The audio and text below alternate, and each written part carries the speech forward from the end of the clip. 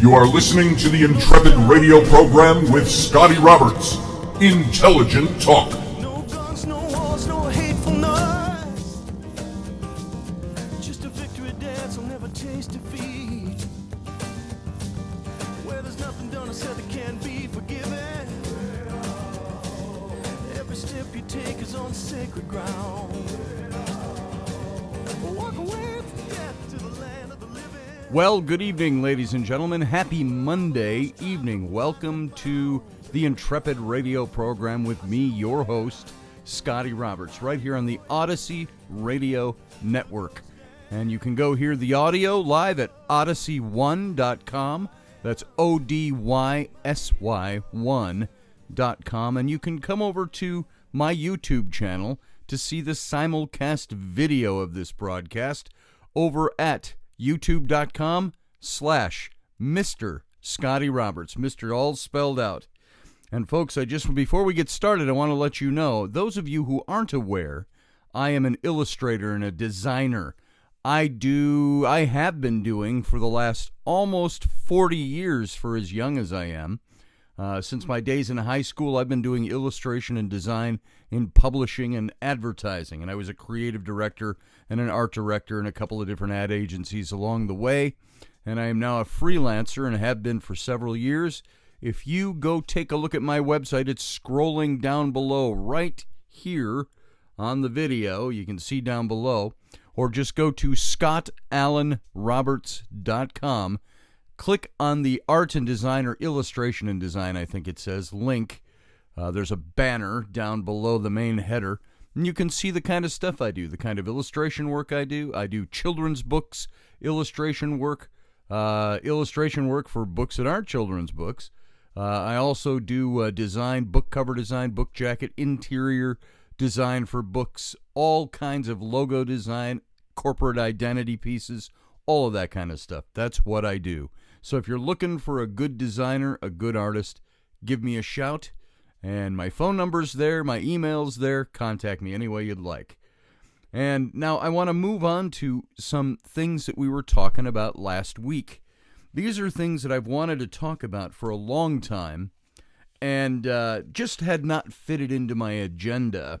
And I got off on talking about topics about, Jesus and Lucifer, and were they the same person, at least by the same descriptors in the Bible. Very controversial religious topic. We're going to pick that up again, but not tonight.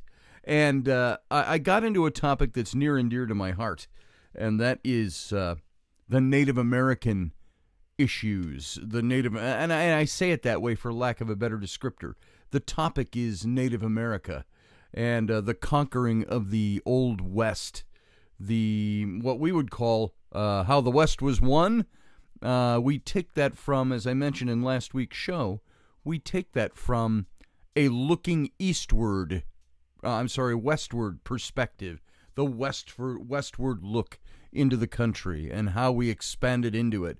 But we forget to do that the other way around and see what it looked like while looking eastward and watching the encroachment coming. And yes, there are people who justify all that happened during those times under manifest destiny, under that it was our destiny to conquer this country, that we've expanded and made something good, and so on. And you will hear all kinds of excuses to explain away the atrocities that took place during that period. And I don't mean to, for a minute, decry the United States of America. That does not mean that we have not committed acts in this country that are things that should not have been done the way they were done. I think there would have been a better way. But what resulted from all of that 150 years ago was, of course, the sea to shining sea country that we have now. The United States expanded from just going up to the Central Plains, then picking up again after the Rockies out to the Pacific coast, to filling in that gap and taking all that territory. And yes, we took it. We were conquerors. We were expansionists. We took that land from those people who already were there, deeming them less than human in order to be able to deny them their personal rights. Now, that issue all by itself is a totally different issue. And I think it has been an abused issue in current politics. So I'm not going to go there. I'm not going to touch that today. We can talk about that in another way, in another time. But what I want to talk to you about is, and by the way, my position, I am not Native American by definition. Indigenous peoples, a Native American of Indian descent. I haven't got a drop of blood in me. As a matter of fact, when I had my DNA tests done through Ancestry.com, I found that I have less than 1% Native American blood. And I don't remember how they listed on there, Native American or indigenous peoples. I have less than 1%. I am Welsh and I am Scottish primarily. That's my family name, Roberts from Robards. My ancestors came over from Wales in 1710 and settled in Goochland County, Virginia. And 5 of the grandsons of John Robards, who was the settler, the migrant who came here before we were even a nation. 5 of his grandsons fought in the American Revolution on this side of the Continental Army against Britain. And so my family has been here for the long haul. I like to say my family has been here 1710 to 2019. You're looking at over 210 years or thereabouts. Just about 210 years ago, 310 years ago, my family came here.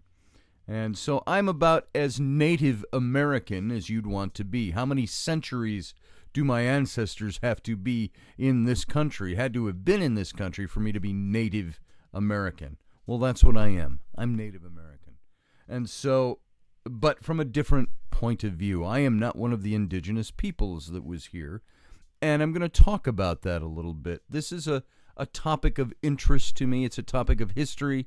It is also, I'll be very honest and tell you, when I read D. Brown's book for the first time, back about 25 years ago, there were points where I set that book down. It just overwhelmed me emotionally. The things that we did and we allowed to happen to other human beings, whom we deemed lesser human beings than ourselves, in order to be able to perpetrate the things we did upon them. And some of that still goes on today. Thank goodness we have progressed a bit as a society in the way that we view other people. Now, what exists today in the United States is a country where none of us alive today was responsible for what happened back then. This nation exists, and it's well established. So I believe what we have to do is learn and understand our history and never repeat that again. And all Native Americans, all Americans who are not indigenous peoples, all we have is the here and now. We work and live and operate and function in the here and now. So we have to work together, no matter what we do. And if that sounds a little too liberal or progressive for you, it's really not. It's common sense. That's what exists. And you can tag I'm a very conservative person when it comes to politics. However, on this issue, I don't lean to conservative or liberal politics. I lean to common sense and to humanity, if you will. And so you can gauge my words by that. But since I started this the other day, last Friday, I want to pick up on something. If you recall, I have, at the beginning of the show, a song. I was doing it with the opener from the Star Trek, the J.J. Abrams Star Trek movies, for those of you geek fans out there who recognize the old Alexander Courage original score from Star Trek. I used that little opener, that you heard on all the shows. And I then melded it into a song by Bill Miller, who is a Native American Grammy Award-winning singer-songwriter, musician. And the song was Ghost Dance. And you'll hear that at the beginning of this show and also at the end of this show. And so I want to talk a little bit about the Ghost Dance and what brought that into being and what it was. What was the Ghost Dance? It was started by a guy named Wavoka, who considered himself and the Native American population considered him their messiah, in a way, a messiah of sorts. And I want to read a couple of facts to you. This is a quote from a man named Tatanka Watanka. You may know him as Sitting Bull. And he said in 1887, February 4th, the U.S. Congress creates Interstate Commerce Commission to regulate railroads. June 21st, Britain celebrates Golden Jubilee of Queen Victoria. July 2nd through 4th, the Union and Confederate veterans hold reunion at Gettysburg. In 1888, May 14th, Brazil abolishes slavery. November 6th, Grover Cleveland receives more popular votes than Benjamin Harrison, but Harrison wins the presidency by electoral votes. 1889, March 4th, Benjamin Harrison inaugurated as president. March 23rd, President Harrison opens Oklahoma, the former Indian Territory, to white settlement. March 31st, the Eiffel Tower is completed in Paris. May 31st, 5,000 lose their lives in the Johnstown flood. November 2nd through 11th, North and South Dakota, Montana, and Washington become states of the Union. This was all Indian Territory. And by the way, this is not the quote yet. This is information leading up to it. 1890, January 25th, Nellie Bly wins a race around the world in 72 days, 6 hours and 11 minutes. June 1st, the population of the United States reaches 62,622,250. July 3rd through the 10th, Idaho and Wyoming become 43rd and 44th states of the Union. And then there's this quote from Tatanka Yotanka, the Sitting Bull. He said, "If a man loses anything and goes back and looks carefully for it, he'll find it. And that is what the Indians are doing now when they ask you to give them the things that were promised them in the past. And I do not consider that they should be treated like beasts. And that is the reason I have grown up with the feelings I have. I feel that my country has gotten a bad name. And I want it to have a good name. It used to have a good name. And I sit sometimes and wonder, who is it that has given us and given it the bad name? Now, our land is here. It's the dearest thing on earth to us. Men take up land and they get rich on it, and it's very important for us Indians to keep it. All Indians must dance. Everywhere. Keep on dancing. Pretty soon in next spring, Great Spirit comes.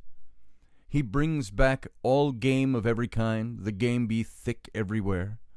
All dead Indians come back and live again. They all be strong just like young men. Be young again. Old blind Indians see again and get and have fine time. When Great Spirit comes this way, then all the Indians go to mountains, high up and away from whites. Whites can't hurt Indians then. Then while Indians way up high, big flood comes like water and all white people die, get drowned. After that water go away, and then nobody but Indians everywhere and game all kinds thick. Then medicine man tells Indian to send word to all Indians to keep up dancing, and the good time will come. Indians who don't dance, who don't believe in this word, will grow little, just about a foot high, and stay that way. Some of them will be turned into wood and be burned in the fire." Now that last part, that was all said by Wavoka, the Paiute Messiah. And when the Teton Sioux tribes surrendered after the wars in 1876 and 1877, I remember in 1876 was the Little Bighorn, the Battle of the Greasy Grass, where Custer and his men died.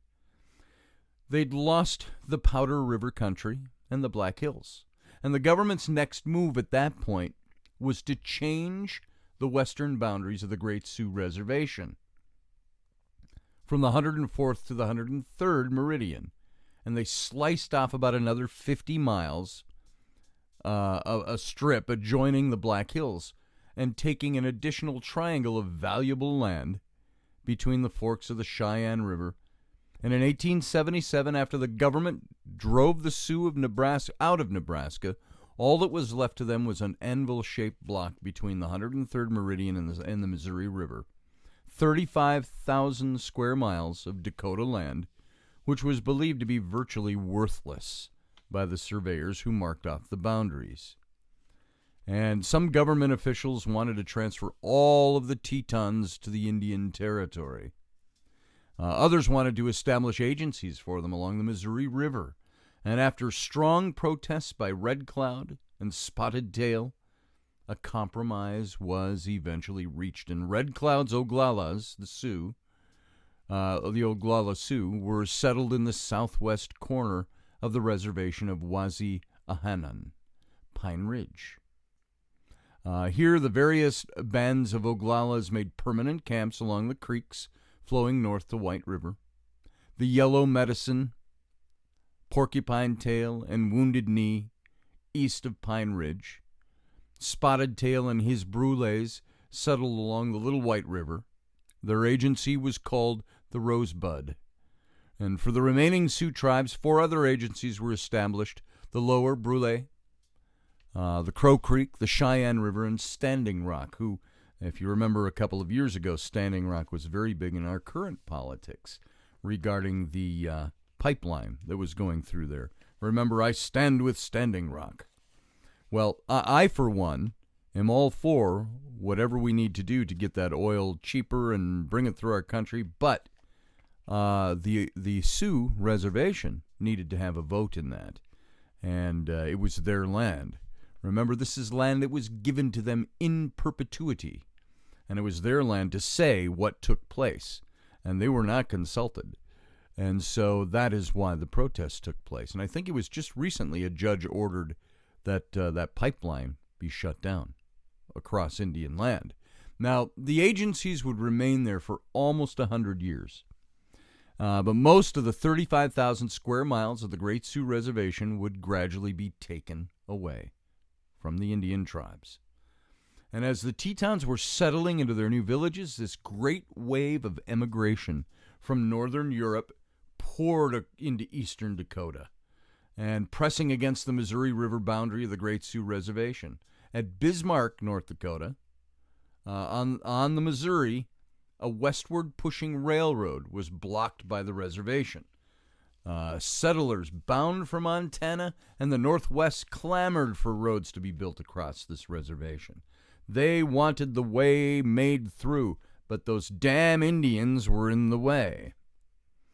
And so the promoters, eager for cheap land to be sold at a high profit to immigrants, hatched schemes to break up the Great Sioux Reservation. And in the old days, the Sioux would have fought to keep all these interlopers out of their territory, but now they were disarmed. All their guns had been taken away. Look at that in current politics. What happens when you take a people's guns away? Just saying. Not getting into politics here. This is ancient politics, if you will, in our nation.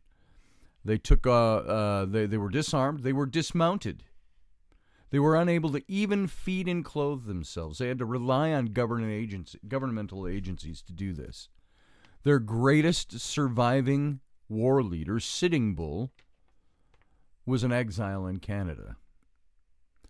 He and his 3,000 followers were free, they were armed, they were mounted, and someday they might return.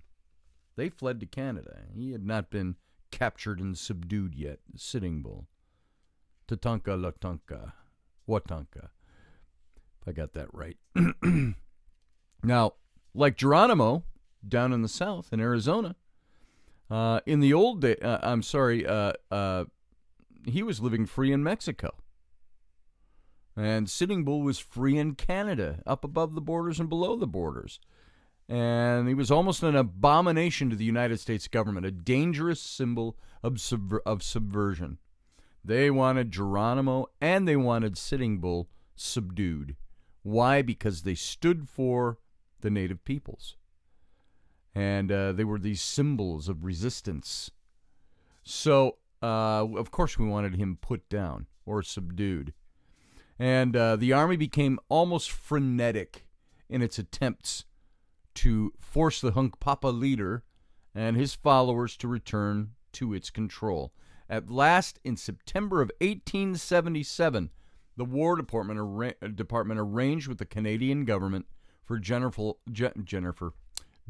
Alfred, put General and Alfred together and I got Jennifer. General Alfred Terry and a squad of specially commissioned to cross the border and escort the Royal Canadian Mounted Police and proceed to Fort Walsh, where Terry was to meet with Sitting Bull and promise him a complete pardon, provided he would surrender all firearms, all horses, and bring his people back to the Hunkpapa Agency at Standing Rock at the Great Sioux Reservation. Now, Sitting Bull was at first very reluctant, as you can only imagine. He was very reluctant to meet with Terry, who was a one-star general. There's no use, he said, there's no use in talking to these Americans, he told the commission. James McLeod at the Mounted Police. They're all liars. You cannot believe anything they say. Only the urging of the Commissioner McLeod, who was hopeful of getting Sitting Bull out of Canada, finally persuaded the Hunkpapa to come into Fort Walsh on October 17th for a council. And Terry made a short opening speech, and in it he said this. He said, "This band of yours," he said to Sitting Bull, "is the only one which has not surrendered. We have come many hundreds of miles to bring you this message from the Great Father," who is the President of the United States, "who, as we have told you before, desires to live in peace with all his people." Notice how he calls Sitting Bull and the other Hunkpapa warriors, he calls them his people. The Great Father did. "And too much white and Indian blood has already been shed.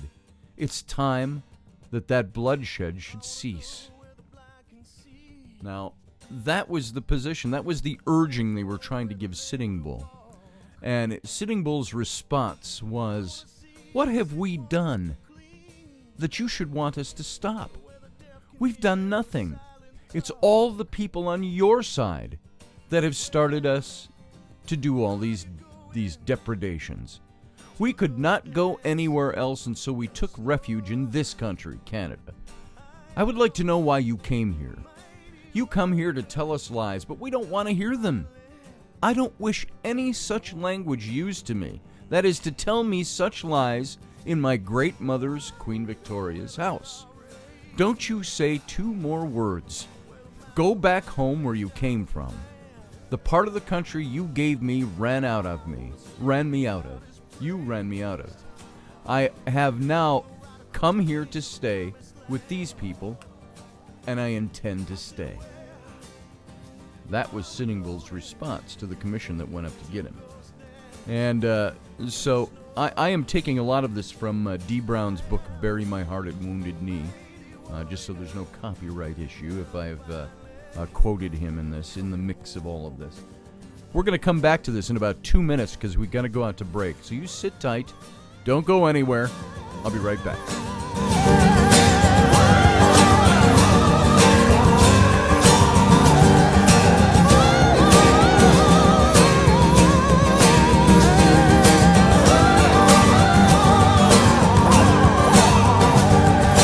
Well, I'm gonna need to raise your voice.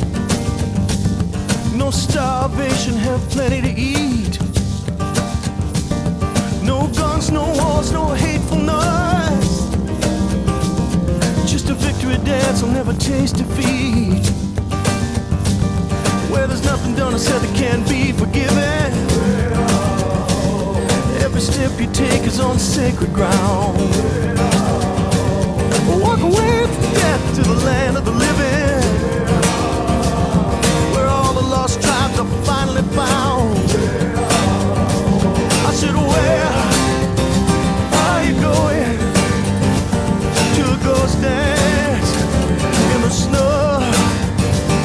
I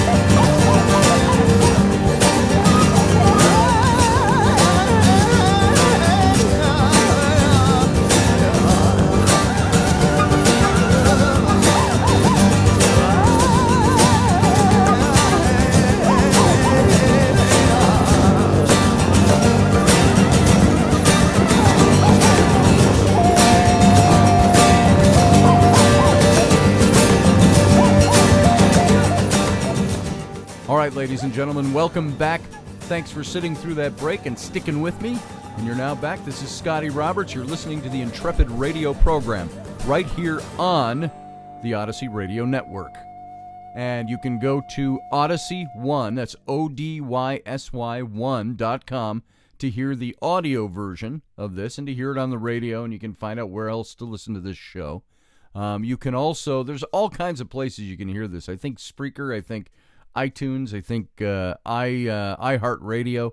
I'll get all that information for you. I'm just so bad at doing the administrative stuff. You can also go watch the video of this on my YouTube channel, which I simulcast at the same time as this broadcast. And that is over on youtube.com/Mr.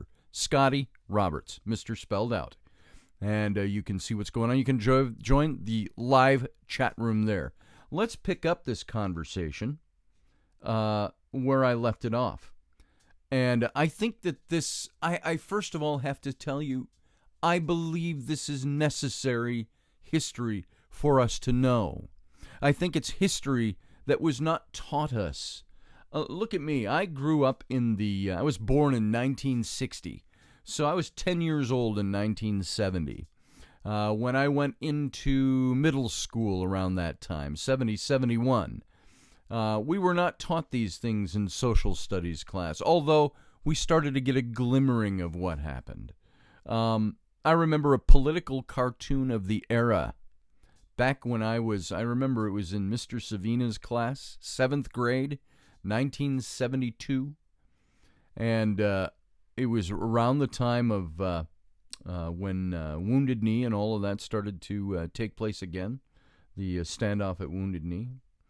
And it was at 72 or 74 that took place. I'll have to refresh my memory on that. I think it was 72.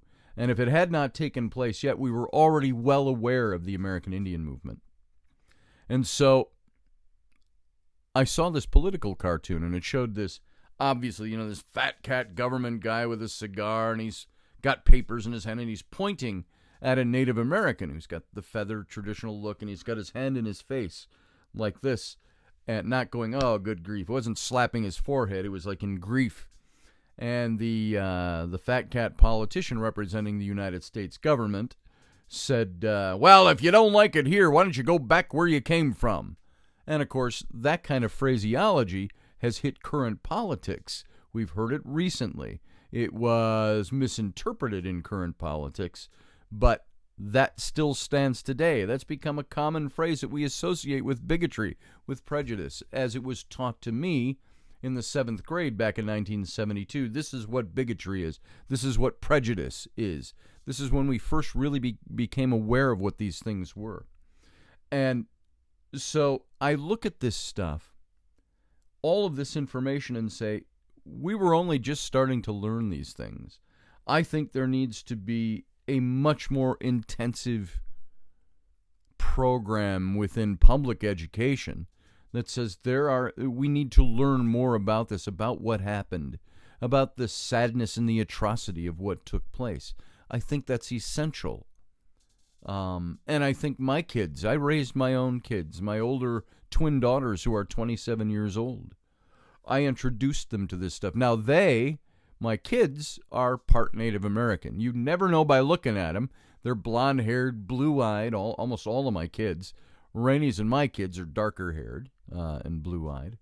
But my first set of 3 kids with my ex-wife, blonde-haired, blue-eyed, that's the German and the Dutch that carries over. And, of course, my Welsh and my Scottish goes over into them. But they are, I believe, and it's not much, but it's more than I got. They're about an 1/8 Oneida, which from their grandmother's side, on their mother's side, she was part of the Oneida Nation. And you would look at her and think, oh, she's Italian, or she looks Italian, she looks Jewish, at first blush, the way you would stereotypically think of how those people look. Those people. And so Italian, she always looked Italian to me. But she was part Native American. So my kids are part Native American. But, and I don't have any of that. And I don't know where I was going with that and why I brought that up, other than to say, I am none of those things. I'm going to repeat that. I am not Native American, but I think that this is an important thing. Oh, that's what I was talking about. This is why it was important. I wanted them to know a bit about their heritage, about the heritage of the people group that they are an eighth of. And so a whole lot more than, should I even say it? Elizabeth Warren. My kids have a lot more Native American blood in them than her. Well, let's move on from that, because that's political. And we left off talking about Sitting Bull. He's up in Canada. This is in the late 1870s. And the United States wants him subdued. Why? Because he represented resistance.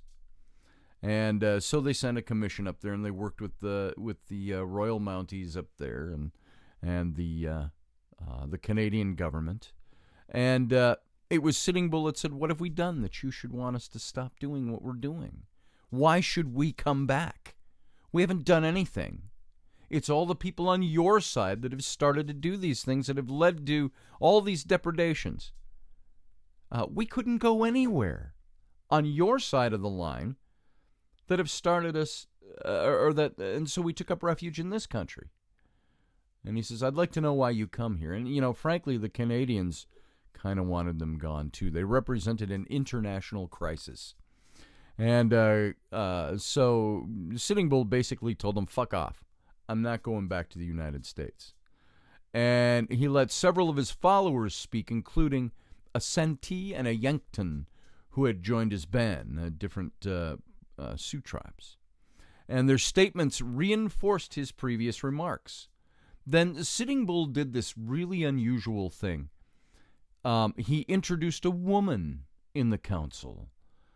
Her name was the One Who Speaks Once, was her name. Do you remember the movie Dances with Wolves? She Who Stands with a Fist was her name.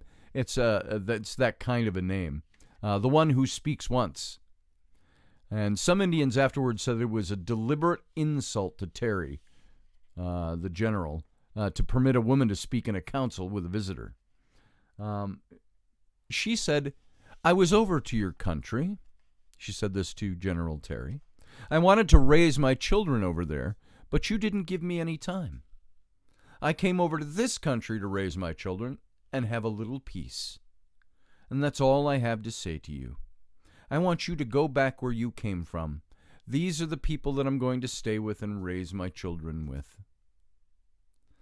That's what she had to say.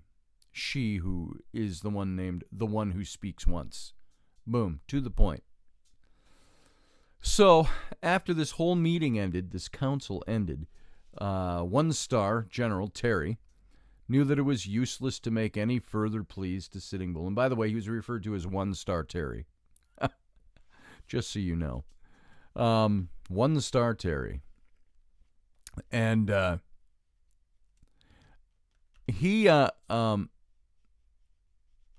his last hope was that the commissioner, this McLeod, who had agreed to explain the Canadian government's position to the Hunkpapas, it was kind of his hope that McLeod would inform Sitting Bull that the Queen's government considered him an American Indian who had taken refuge in Canada, and that he could not claim to be a British Indian. And he said, this is a quote from McLeod, you can expect nothing whatsoever from the Queen's government, he said, except protection so long as you behave yourselves. Your only hope are the buffalo, and it will not be many years before that source of supply will cease. You must not cross the border with hostile intent. If you do, you will not only have the Americans for your enemies, but also the mounted police and the British government. So, nothing McLeod said changed Sitting Bull's decision. He would remain in the grandmother's land, Queen Victoria's land, Canada. Now, the next morning, one-star Terry started back to the United States. And the presence of this large body of Indians, bitterly hostile to us, in close proximity to the frontier, he warned the War Department, is a standing menace to the peace of our Indian territories, which it was nothing of the sort.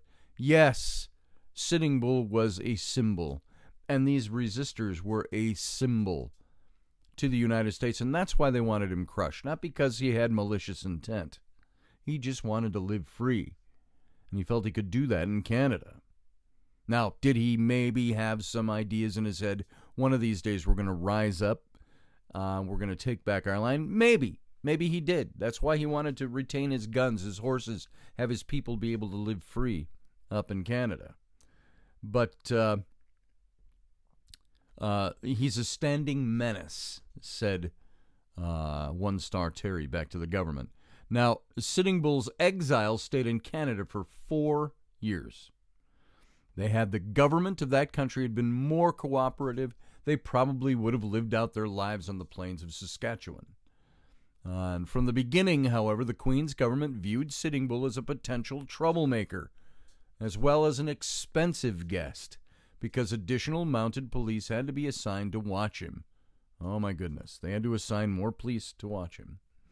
And sometimes he was the butt of parliamentarian jokes. On February 18th of 1878, a member of the Canadian House of Commons raised a question as to how much added expense the government had incurred as a result of the crossing of our frontier by Sitting Bull, quote unquote. And Sir John Macdonald said, "I do not see how a Sitting Bull can cross the frontier." Mr. Mackenzie said, "Not unless he rises." Sir John said, "Then he is not a Sitting Bull." Now, 18th century, 19th century humor. So he was the butt of jokes. And this was the unusual level of discussion that was reached in the Canadian Parliament. Whenever the problem of exiled Sioux arose, there was always this type of discussion that followed.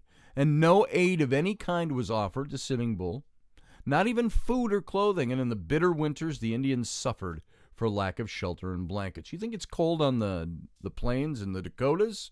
Go up to Canada, Saskatchewan, in the middle of winter, and try to live in a teepee or a wigwam or something like that.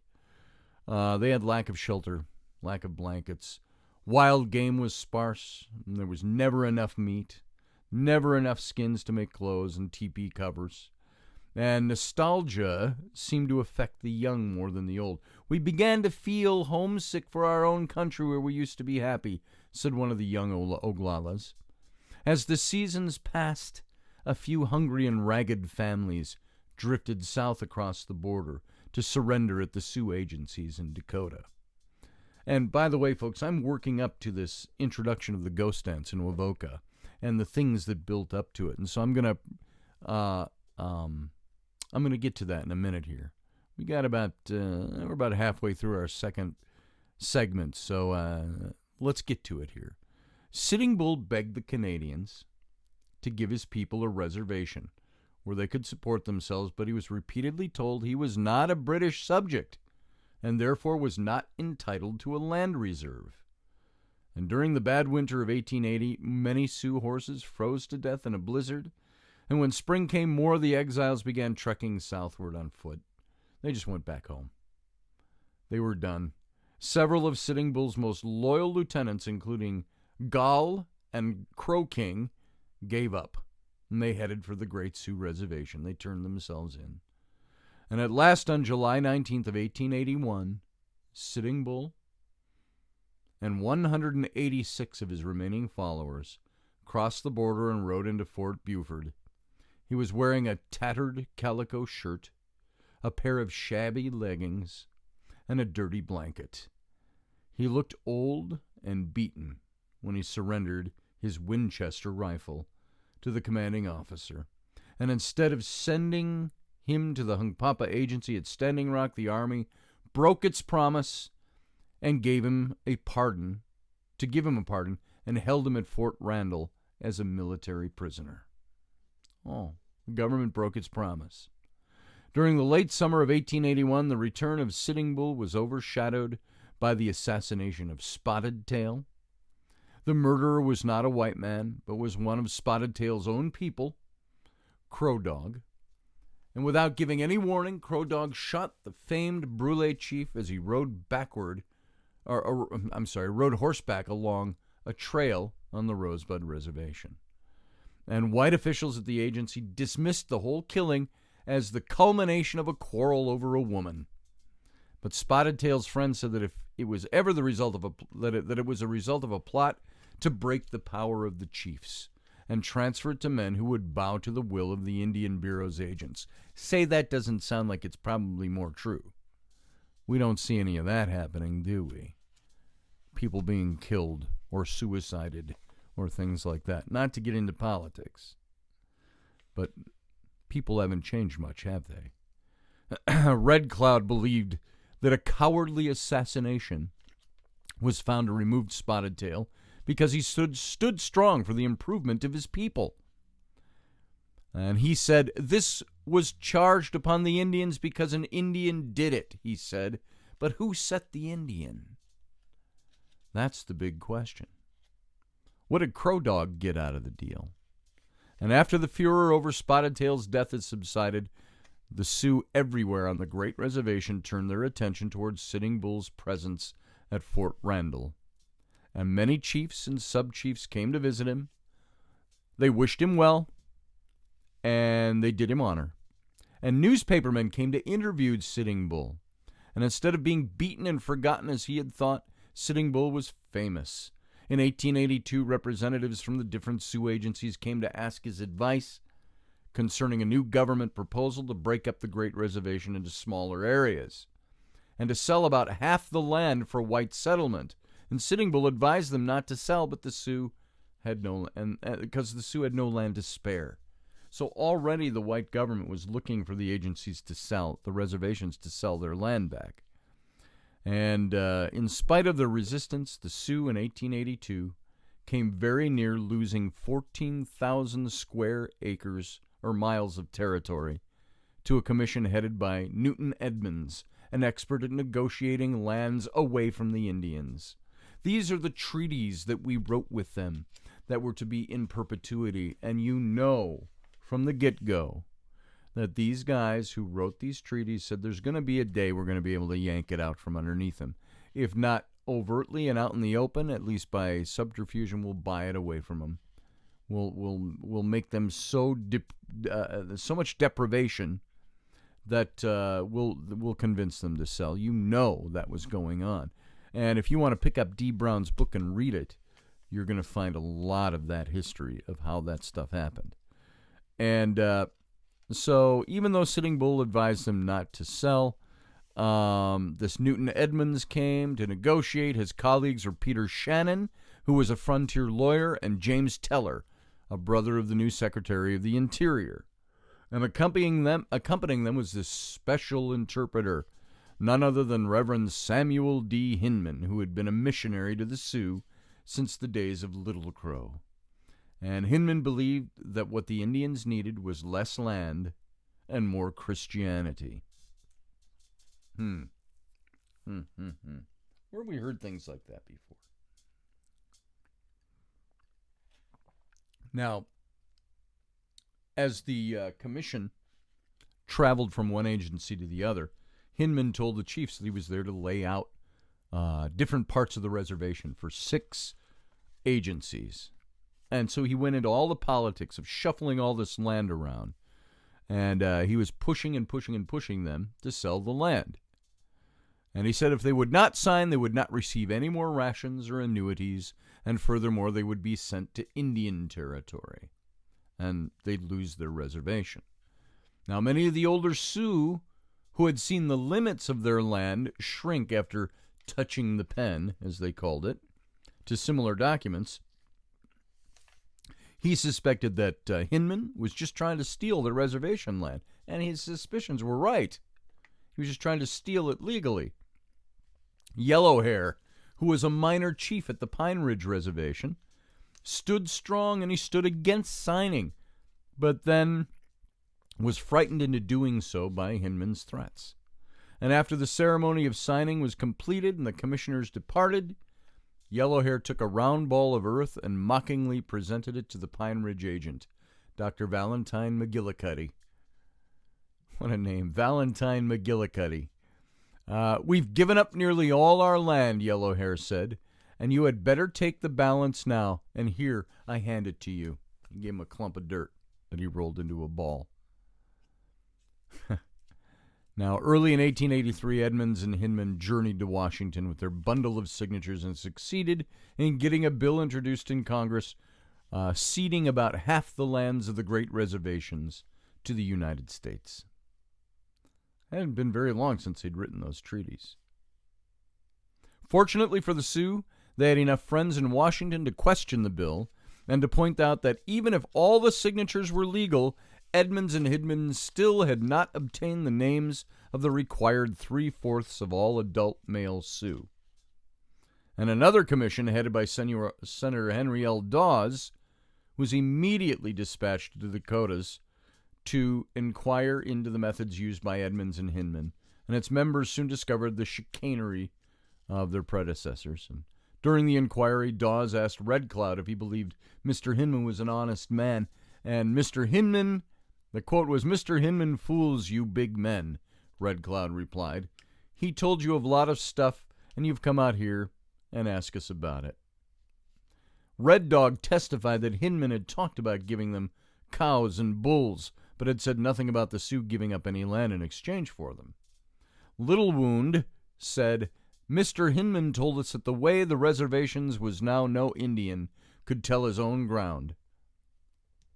And the Great Father and his council thought it best to lay out different reservations, and that is the reason we signed the paper." Did he say anything about what the Great Father having what? Did he say anything about the Great Father having what was left over? That's what Senator Dawes asked. No, sir. He didn't ask anything about that. Say anything about that. And when White Thunder told Dawes that the papers they had signed was a piece of rascality, the senator asked him what he meant by rascality. And the rascality was that they came to take the land so cheap. That is what I call rascality. And the senator asked, he says, "Do you mean that the Indians here would be willing to let the land go if they paid more for it?" Dawes asked. "No, sir, they would not be willing to do that," White Thunder replied. "Our land here is the dearest thing on earth to us. Men take up land and get rich on it, and it's very important for us Indians to keep it." And shortly before Dawes' commission came to the Dakota, Sitting Bull was released from imprisonment at Fort Randall, transferred to the Hunkpapa Agency at Standing Rock. And on August 22nd, when the commissioners arrived there to hear testimony, he came up to the agency headquarters from his assigned camp on Grand River to attend the council. And the commissioners deliberately ignored the presence of the most famous living Sioux chief, inviting testimony from Running Antelope and then from young John Grass, son of Old Grass. Of course, Young Grass would be your name if your dad's Old Grass. And the chief of the Blackfoot Sioux. And then Senator Dawes turned to the interpreter and ask Sitting Bull if he has anything to say to the committee. And, "Of course I'll speak to you if you desire me to do so," said Sitting Bull.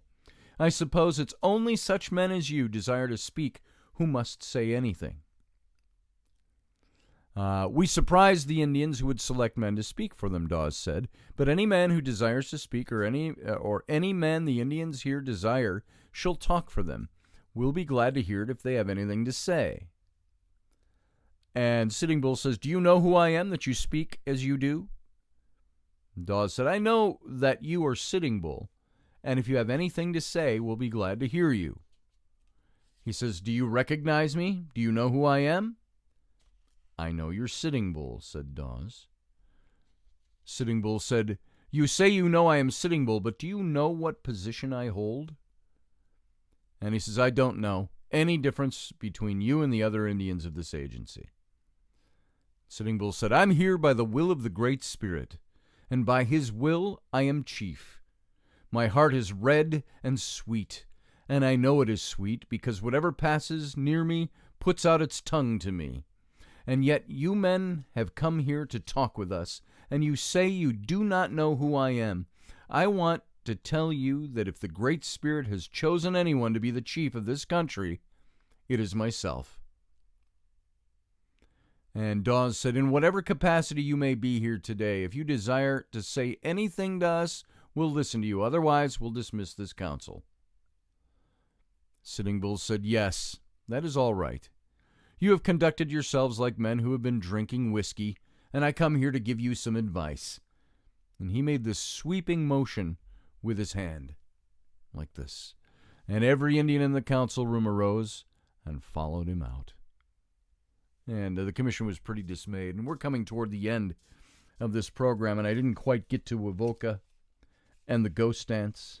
And maybe we'll hit that a little bit tomorrow. We'll see how far we'll take this little series. I think this is important history, folks. Remember the last time I talked that a lot of these commissions, they were handwritten notes that were taken, stenography, court reportings. That's why I read through some of that. You can see what these guys actually said, how they were treated, how they were disregarded for who they were. And so all of this is leading up to a revivalist type of movement called the Ghost Dance, and it was led by Wavoka, a religious man who came and led the people in Ghost Dance. And their hopes was that this would be the Native Americans rising up again. And you know, we're going to talk about that again. And just like I talk about any other topic, we'll sometimes spend a few days on something, and we'll move on to the next topic. So this has not become the Native American channel. We've done 2 shows on this now, and I want you to get some of this history. If you don't know it, to at least hear it for the first time and get it into your system and into your mind and cogitate over this. It might change your view of the Native Americans. So, folks, this has been me, Scotty Roberts, here on the Intrepid radio program. We're done for tonight. Thanks for being here on Odyssey Radio at odyssey1.com. And thanks for watching over on my YouTube channel. We'll be back tomorrow. Stay cool. Stay dry. Don't go anywhere. We'll be back in 23 hours. Good night.